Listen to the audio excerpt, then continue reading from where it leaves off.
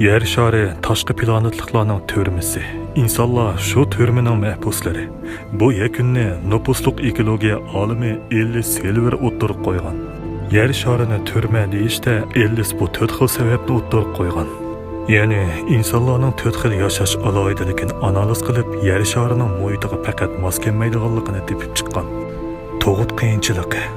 İnsanlar bu ish ustida nihoyat qiyin ahvolda. Qadimgi o'tmishda ayollarning tug'utda o'lib ketish nisbati nihoyat yuqori bo'lgan. Boshqa jonliqlarning bolalari tug'ilgan hamon yugura oladi. Bu ularning tabiati. Ammo insonlarning bolalari tug'ilgan hamon nihoyat ojiz bo'ladi. Ellisning qarashicha, tadrijiy taraqqiyot qonuni to'g'ri bo'lsa, yer sharining muhiti hargizmi insonlar yashay oladigan muhit emas. Hamda insonlarning avlodlari bugungacha yashay olmaydi. Teri ojizligi. İnsanlarning terisi nihoyat ojiz. O'ltirib binafsha nurdan qo'rqadi, nihoyat issiqdan va yoki nihoyat sovuqdan qo'rqadi.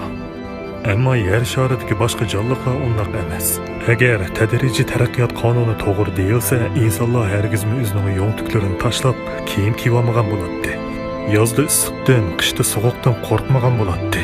Agar insonlar bir tabiiy jonliq hisoblansa, boshqa jonliqlarga o'xshash yer sharining nachar muhitlariga ko'nib ketgan bo'ladi. Üçüncü qiyinchilik bel og'riqi. Ellisning deyishicha, faqat insonlarda bel og'riq sezimi bor. Ekologiya nuqtasidan aytganda, bel og'riqini keltirib chiqaradigan omil faqat yer sharining tortish kuchi. Chunki yer sharining tortish kuchi o'ttir cho'ng tipdagi jonliqlarning tik holatda yo'l menishiga mos kelmaydi. İnsanlardan boshqa o'ttir cho'ng tipdagi jonliqlar tik holatda yo'l menishni tanlamagan.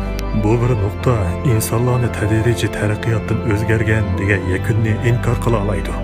4-cü qiyinchilik ost xarakterlik kasallik. İnsanlar nihoyat o'ng'ayli ost xarakterlik kasalliklarga giribdor bo'ladi. Masalan, ost xarakterlik oshqozon yollig'i. Ammo bu xil holat hayvonlarda mavjud emas. Boshqa jonliqlar undoq oson kasal bo'lmaydi. İnsanlar ozroq tonsili zukam bo'lib qoladi. Yemekliklarni qaytib pishiqlab ishlamasa yeyolmaydi. Yegan taqdirdami kasal bo'lib qoladi. Ammo hayvonotlarda bu xil ahvollar mavjud emas. Aksicha hayvonotlarning oshqozon uchaylari nihoyat taraqqiy qilgan.